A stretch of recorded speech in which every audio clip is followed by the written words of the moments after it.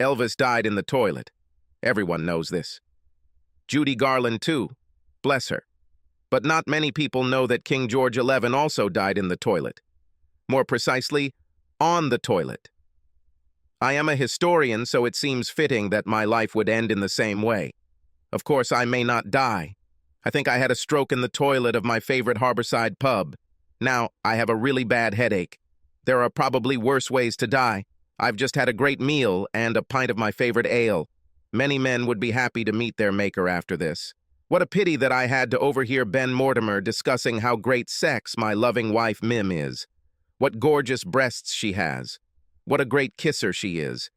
After 32 years of marriage, I knew all this, of course. But I would like to die without knowing that someone else knows it too. It's even harder to realize that a 19-year-old knows this boy. A boy I once taught. Of course, I may not die. I can survive. If I survive, I'll teach Ben Mortimer a lesson he'll never forget. Little asshole. I don't often go to the pub alone, usually with friends or Mim. But that time, she was visiting her parents for an overnight stay. So in order not to cook for myself, I decided to have dinner at the pub. Steak and potatoes, if anyone is interested. I am a history teacher at a local secondary school in North Yorkshire. I've been working there for over 30 years. I often teach the children of the same children I taught before. Haven't taught their grandchildren yet, but that's probably not far off. I noticed Ben Mortimer and his friend Kieran Yates propping up the bar. I quickly did the math and realized that about 3 years had passed since I last taught them. They are now over 18, so they are allowed to drink. After the meal, I walked over and chatted with them to see what they were up to now. It turns out they both work in a cookie factory just like Mom. They are in the workshop, and she works as the secretary to the managing director. Kieran chuckled into his beer when I asked if they knew her. Ben said he saw her several times when he had to report to his boss. "She's a nice woman," he said. We laughed, and I bought them both drinks during our conversation. I said goodbye and decided to stop by the toilet on the way. I was just settling down on the toilet when I heard 2 guys come in. "I don't know how you can take this so calmly, Ben. Mr. Moore is such a good guy, just bought us both a pint. He was the best teacher of my life. I hated history until we had him. How can you talk to him so normally when you're having sex with his wife? Because I also think he's a great guy, so I don't do anything to hurt him. I really like him too, really. But it's still wrong. Look, I'm doing him a favor, buddy. It's not my fault that he can't get up anymore, right? I'm kind of his stuntman. I give her what he can't, and believe me, if it weren't for me, it would be someone else. I'm not threatening their marriage, am I? A 53-year-old woman wouldn't want to run away with me any more than I would run away with her. Better me than some old guy who could become a real threat. I'm doing them both a favor, and I still think he's a good guy. Would you like to see his collection of artifacts? He has some really cool stuff in his home office. You'll like it." Suddenly, Ben and Kyle were delighted with my toys, like the children they still were, and delighted with my toys and also with my wife. The thing with Mrs. Moore is sex. Pure and simple. Fantastic sex, but nothing more. After talking a little more about the delights of my wife's body, they left. The tingling became more and more intense. Luckily, someone came in shortly after, and I was able to get their attention. I think I told them to call an ambulance. That's how it sounded in my head, but not in reality. Fortunately, they realized that I was not just a drunkard. They called an ambulance, and now I am in the hospital. I leaned back on the pillow and thought about Mom and me. We have been married 32 years, got married on Mim's 21st birthday. We don't have children. It was a disappointment for me, but not for Mim. She didn't want children. I wanted to, but I wanted Mim more. She was enough for me. She was always enough. I thought that I was enough for her. I thought until I stopped. Not having kids meant we could travel and do whatever we wanted, whenever we wanted. It gave us a sense of freedom that other couples our age with children to support did not have. It also gave us some extra income for the game. Although we are not rich, we managed our mortgage easily and paid it off many years ago. We have a good house. Not huge, but we don't need that much space for the 2 of us. In fact, we didn't even need two spare bedrooms. One of them was used by Mim as a dressing room. She had beautiful clothes and loved to look good. The other spare room was my home office. I have always been interested in history and kept my collection of military maps, memorabilia, and other artifacts and collections there. It's not as bad as it seems, I swear. All were once used in school lessons. Tools of my trade, if you will. Mim was just glad that it was all kept there, and that all my junk didn't encroach on the rest of the house. I took pride in being a good teacher. I knew that my love for history was not shared by many to the same extent. Those who do not experience such passion consider it a dry subject. My mission is to make it as fun and relevant for the kids in my classes as possible. I think to some extent I succeeded. I tried to make it fun and interesting. I don't want to brag, but my popularity with children sometimes caused a little professional jealousy. But I dealt with it. If sometimes the children liked me more than my subject, I didn't mind. They were still learning. I myself am of average build. I keep myself in shape, but Mom has always been a beauty to me. She was an ordinary young woman, but she has aged very well. She always had big breasts.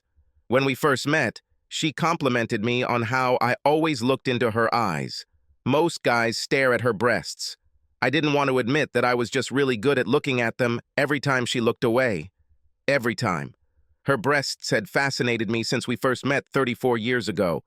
I respected them. I better take a few deep breaths. They make it possible to keep my blood pressure normal. Mim and I have never had anyone else. Well, at least for me. When we met, I was a virgin. We have always had a very good sex life. Unlike most couples, we maintained the same pace as we entered our 30s and then 40s. We both had a strong sex drive, and without the distractions of children, we continued to live as we had in the early years of our marriage. We were never bored, we experimented, and gave everything a new edge. This was until Mim turned 40 and went through menopause. It was a very hard blow. She really didn't take it very well. At this point, our love life stopped completely. I wasn't even allowed to touch her. If I tried to hug, then I only want one thing. And if I offered to make love, then I was an insensitive bastard. Don't I guess how she feels? Well, no, I had no idea, but as a loving husband, I tried my best to support her. So we went from a very busy sex life to a dead bedroom. There was no sex for 2 years. I suggested putting a bed in my office to leave her alone. To be honest, I thought she would be happy. She could set the bedroom temperature to her desired temperature and not be afraid that I might pounce on her at any second. When I suggested moving temporarily, I became the personification of evil. I reject her. I don't care. I'm cruel. Let's just say I never moved out of our bedroom. No, I stayed, freezing, upset, but happy that in my useless life I was a husband who supported her. Suddenly, like a spring flower awakening at 52, everything was right again for Mim. The menopause fairy flew off to find her next victim. She left Miriam with a few extra curves that suited her very well. Unlike some women, the menopause fairy also left Mim with a renewed sex drive. Unfortunately, over the years, I seem to have lost my erection, if not my desire. At first, I thought it was just from lack of use.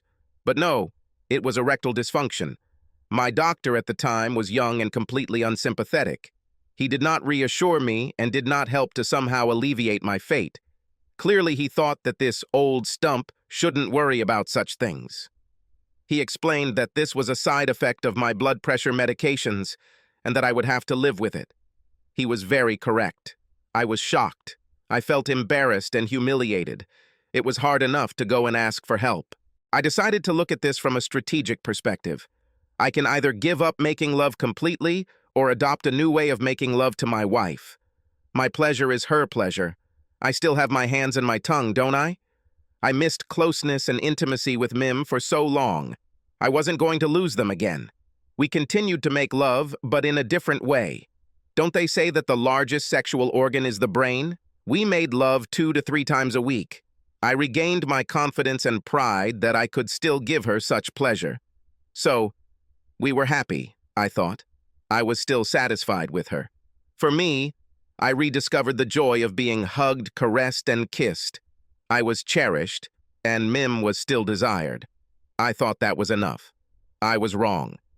The hospital soon discovered that my stroke was ischemic, so a combination of medications was soon prescribed. Time was of the essence to prevent further damage and another stroke. Luckily, I found my voice again, although finding the right words was a challenge at first.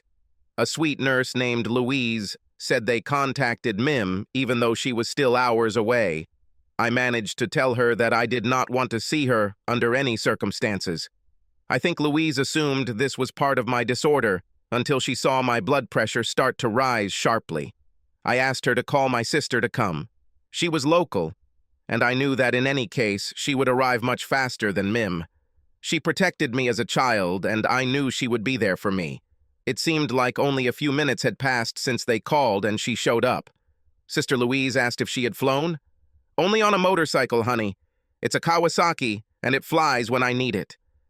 With these words, she hugged me tightly and wiped a tear from her cheek. "You're a big, stupid bastard." Made me cry. "You scared me so much. Don't you dare do this to me again. If you die with me, I will kill you to hell." We all laughed at this, even Nurse Louise. I told Margaret what happened, what I heard. I didn't mind Louise hearing it too. "I'll make sure she doesn't get to you. I need to make sure that we keep you as calm as possible.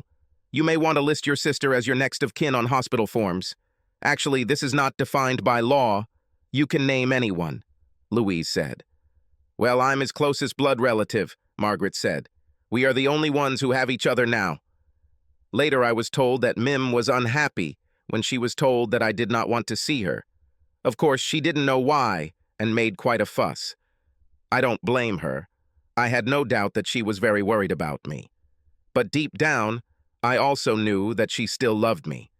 Her concern for me was the beginning of her punishment. I need to talk to her. I know it.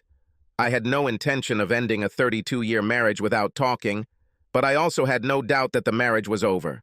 In the end, Mim saw our Margaret. She was waiting for her in the hospital parking lot.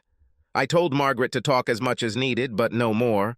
When Mom had finished crying and was sure I was not in immediate danger, she asked why I didn't want to see her. Margaret simply said, "You almost killed my brother with your pranks. You're a bitch. I don't want to talk to you anymore." With these words, she lowered the visor of her helmet and roared off into the night. When I was discharged from the hospital, I went to see Margaret. She still lives in her mother's bungalow. She bought my share after my mother's death. I was discharged with a list of rehabilitation instructions. Thankfully, I was well enough to be at home, but I needed a range of therapies and support to continue to improve. I had only been with Margaret one day when I asked her to invite Mim. I needed to have the conversation I had been avoiding. I needed to hear what she had to say.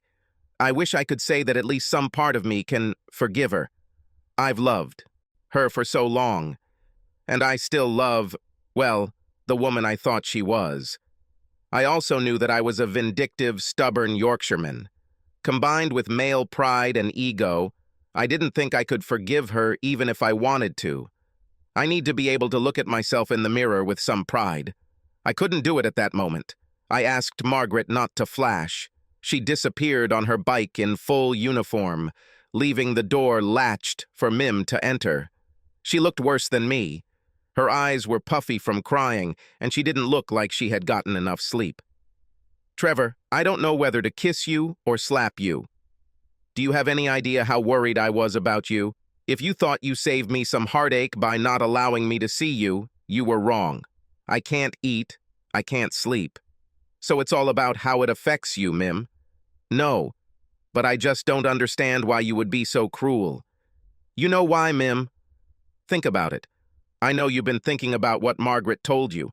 What could you do that would upset me so much that I ended up in the hospital, and Margaret wouldn't talk to you? I'll give you a hint. Would you like it? Ben Mortimer." She had the nobility to flinch when I said his name.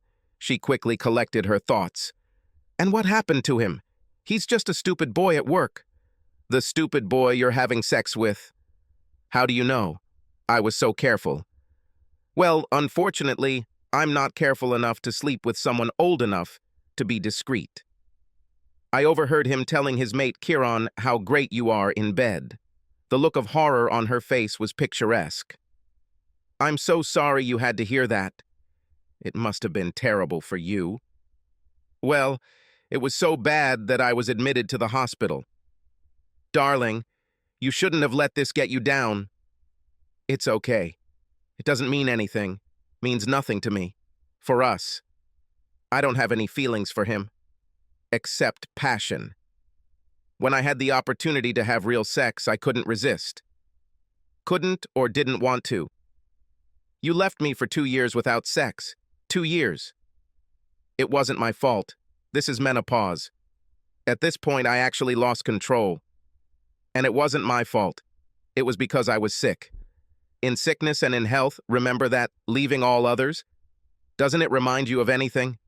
It's okay for me to be dissatisfied, but not for you. So, what? My God, your selfishness is incredible. The real difference is that you left me without affection, without hugs, without kisses, without anything for 2 years. I still loved you. I was still there for you. You abandoned me for 2 years and completely rejected me. You threw me away, Mim, and now you've done it again. She turned away, unable to look at me. Just imagine what it was like for me to listen to a couple of guys laughing at my wife, talking about her like she was some kind of street slut. Conversations about my most personal medical situation. How do they laugh because I can't? Do things with him that you haven't done with me in years, in my own home. You even let that little shit into my private office. What have I done for you other than love? What did I do to you to deserve such disrespect? Everything was wrong. You're twisting everything. I didn't disrespect you. I just used it. It didn't affect my love for you. It was separate. It was sex, that's all. Just sex. So, no tenderness? No real intimacy? Yes, exactly. Only the physical act. I waited until I was sure she was looking me in the eyes. Mim, you are mistaken. No real intimacy. I think letting someone else into your body is probably the most intimate thing you can do. What about kissing? What about kissing? Do you care about kisses? She snorted. You know that historically, women of easy virtue do not kiss their clients because it is considered too intimate. Are you saying that I'm such a woman? I've only slept with 2 men in my entire life. With you and him. Is this to calm me down? I saw her anger rising. Enough about this. You're just being disgusting. You're starting to piss me off, Trevor Moore. Go and get your things. Now you will go home with me. We must forget all this nonsense and return to normal life. What do you consider normal, Mim? Is it normal when you have sex with teenagers in our bed? Or normal when I had a faithful, devoted wife? I can't quite imagine how much you'll freeze your head if you choose the latter. You're acting ridiculous right now. You're coming home with me. No, I need to take care of you. I can't stand it when you need me. I'm not coming home, Mim, and I definitely don't need you. I love you, I can't help it. I would really like to, but I don't need you, and I certainly don't want you. You can't be serious. Yes. You don't seem to realize what you've done to me, our marriage, or our love. The fact that you don't seem to attach any importance to your actions told me all I needed to know. Our views and needs are too far apart. I'm shocked that you didn't even ask for forgiveness. I'll be honest with you. You deserve it after all these years. Even if you threw yourself at my mercy and begged for forgiveness, I doubt it would make a difference. But we'll never know, will we? Basically, you don't feel like you did anything wrong. You're sorry I found out, but you're not sorry you did it. That's why our marriage is over, and that's why I'm divorcing you. You took something very valuable to me and broke it without any respect. I just can't give you what you need anymore. Therefore, I free you so that you have all the opportunities that you need. I'm also freeing myself since obviously being married to you is very dangerous for my health. The conversation could end there, but of course, real life is not like that. Mim isn't finished yet. You are saying nonsense. There will be no divorce. You're coming home with me. Now. I love you and I need you. You can't throw away 32 years of marriage over this. I can't believe you could be so selfish. It was nothing. Nothing. That's the problem, Mim. For me, it was something. The level of disrespect you showed me in my own fucking home? Incredible. Am I an egoist? Now back off before she hits me again. Shortly after she left, I heard Margaret returning on her bike. She drove straight into the garage but did not enter the house. I went into the garage myself to tell her what happened. She was just driving a screw into the rear license plate. Don't ask, she smiled. I was just preparing a small gift for my beloved brother. Just for my brother. Well, you will still be my favorite. So, what did my ex-daughter-in-law want to say in her defense? Did you offer a sincere apology? Not really. No, I do not think so. She was always a smug bitch, although you couldn't see it. Come on, baby, onwards and upwards. I'll make us a cup of tea. A few days passed when I read in the local newspaper that Ben Mortimer, 19 years old, fell down the stairs in the old town. This staircase was very dark and narrow, sandwiched between rows of Jogian terraces. It led down to the embankment, and she was very popular among the drinkers who lingered on the way home. It stank of urine. Poor Ben.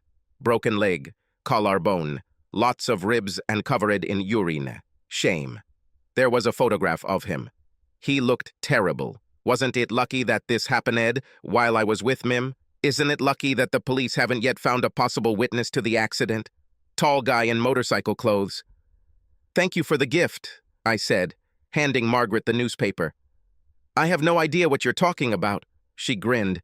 Here's a gift from me. I opened the box she handed me and found a small selection of medals from the First World War. I thought you might like them. I found them in a store in the old town. Mim and I, of course, divorced. She resisted a little. She never seemed to get over the shock that I couldn't just accept her infidelity. After selling the house, we both bought apartments at opposite ends of the city. Our paths crossed surprisingly rarely. I returned to work. I admit that I had a hard time that first Christmas. I put on a show at work, drowning my sorrows, I guess. One of the young guys, Darren, took me home, and I told him my story. His reaction and the support he gave me convinced me that any man in my place would have done the same. I still retired alone. Margaret and I spent a lot of time together until she packed up and retired to Greece. I still saw her over the holidays. For a while, life became a little boring, although I was still interested in my story. At 65, I had a new neighbor, Brenda. We became good friends, companions, and, in the end, more than that. We fell in love. The intimacy between us grew until we were sleeping in the same bed and making love in our own way. One night, quite early in this new phase of our relationship, something happened, literally. Of course, we didn't waste any time. I rushed to the doctor as soon as possible to find out if this was an isolated incident. There was an elderly doctor there who was shocked to learn that I had received so little support in the past. He was also saddened to learn that my erectile dysfunction played a major role in the breakdown of my first marriage. With his help, and with a slight change in medications, getting and maintaining an erection is no longer a problem. Everything was settled by the time we left for our honeymoon. This was 10 years ago. We are now 75 and still love each other very much. As far as I know, Mim never remarried. She left after I got married again. The last time I saw her, she was very angry. There was a toughness and hostility in her that was not there before. This happened right after Brenda and I got engaged. We were sitting in our favorite cafe drinking coffee when Mim appeared. I introduced them, and Mim said something so angry that it took my breath away. Well, I hope you can live without full-fledged sex, because he hasn't been able to for several years. I think, dear, that he may just need the right woman. He definitely gave me something very hard this morning before breakfast, Brenda said with a grin. Mom looked at me. Is it true?